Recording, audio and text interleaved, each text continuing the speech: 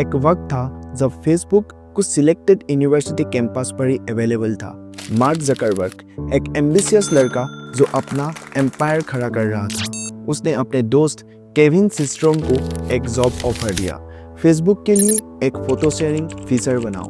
लेकिन केविन ने ये ऑफर ठुकरा दिया और कहा, मैं अपने पैशन को फॉलो करना चाहता हूँ। वो चला गया इटली फोटोग्राफी सीखने, लेकिन वहाँ जाकर उसने देखा कि लोग अपनी कहानियाँ, अपने जज्बात, अपनी जिंदगी एक फोटो के जरिए बयां कर रहे हैं। और उसी पल से उसके अंदर एक नई सोच पैदा हुई।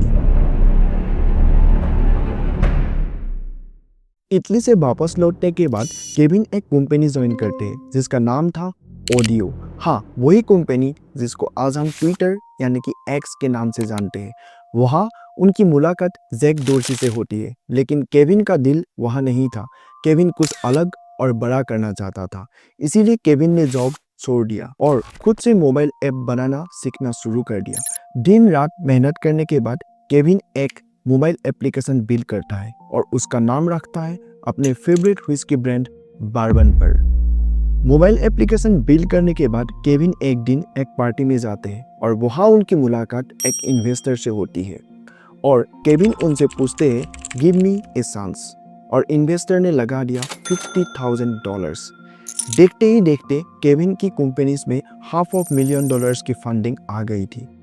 सिलिकॉन वैली तब न्यू कंपनीज पे पैसा बरसा रही थी, क्योंकि इन्वेस्टर्स को लगता था कि अगर एक भी न्यू टेक कंपनीज ग्रो कर गई तो उससे बिलियंस ऑफ डॉलर्स बनाए जा सकते हैं। इसीलिए investors are just throwing money and taking the chance. अब केविन के पास बिजनेस ग्रो करने के लिए बहुत सारा पैसा था, लेकिन बार्बन उस हिसाब से ग्रो नहीं कर रहा था, क्योंकि इनिशियली बार्बन पर बहुत सारे फीचर्स थे जिससे कि यूजर्स कंफ्यूज हो रहे थे।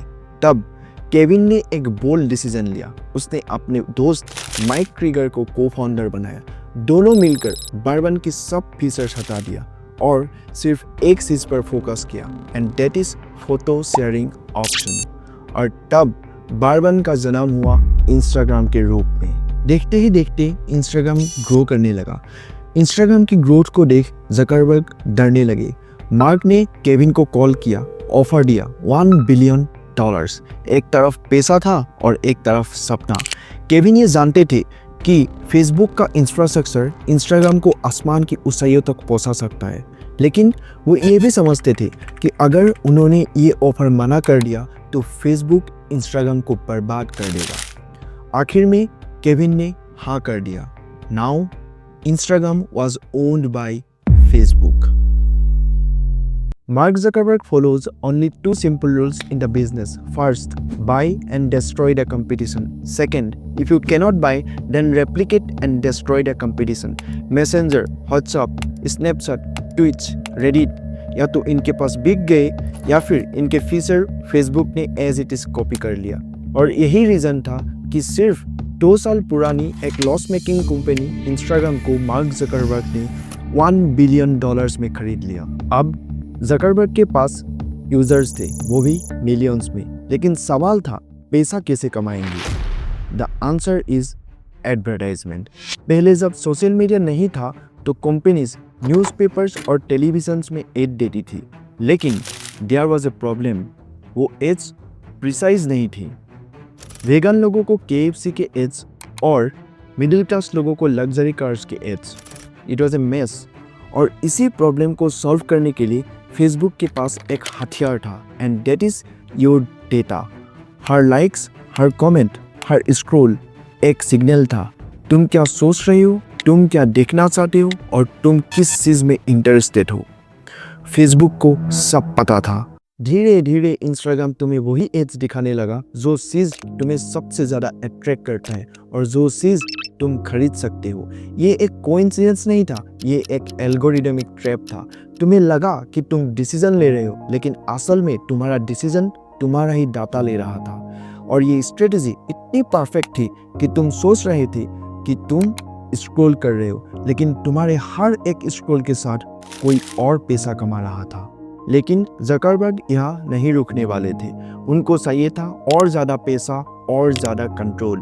जब उन्होंने देखा कि डाटा के ज़रिए लोगों की शॉपिंग आदतें बदली जा सकती है, तब उनके दिमाग में और एक सोच आई, क्या होगा अगर हम इन्हीं डाटा को यूज़ करके लोगों की सोच बदल दे तो।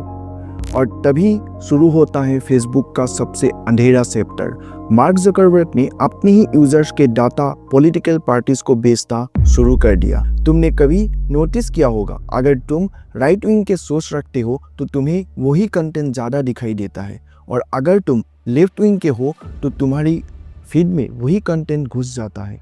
और ये भी जकरबर्ग के एल्गोरिदमिक ट्रैप का एक हिस्सा था। किसी के लिए बीजेपी देश के लिए थ्रेट है और किसी के लिए कांग्रेस, लेकिन असल में दोनों एक ही चीज़ के लिए लड़ रहे हैं, और वो है तुम्हारा डाटा। जैसे जैसे पॉलिटिकल पार्टीज को ये ताकत समझ आई, वो और डाटा खरीदने लगे, और मार्क जुकरबर्ग वो और अमीर होते गया। और फिर आया मार्च 2018। न्यूयॉर्क टाइम्स ने एक रिपोर्ट पब्लिश की। इस रिपोर्ट के मुताबिक फेसबुक ने अपने ही 50 मिलियन यूजर्स के डाटा एक ब्रिटिश कंपनी कैम्ब्रिज एनालिटिका को बेच दिया। और ये कोई आम डाटा नहीं था, ये था उन 50 मिलियन यूजर्स के दिमाग का नक्शा। कैम्ब्रिज एनालिटिका ने हर एक यूज़र का साइकोलॉजिकल प्रोफाइल बनाया, और फिर उन्हीं डेटा का यूज़ करके यूएस इलेक्शन में डोनाल्ड ट्रंप के फेवर में कैंपेन चलाया। हर सुबह हर शाम उन्हीं लोगों के फीड में ट्रंप सपोर्टिंग कंटेंट दिखाया गया, जिन्हें थोड़ा सा पुश करने पर उनका दिमाग बदला जा सकता था। धीरे धीरे लगभग 87 मिलियन यूजर्स ट्रंप के सपोर्ट में आ गए, सिर्फ एक ऐप के एल्गोरिदम की वजह से। पहली बार दुनिया ने देखा कि सोशल मीडिया अब सिर्फ एक ऐप नहीं रहा, ये एक राजनीतिक हथियार बन चुका है।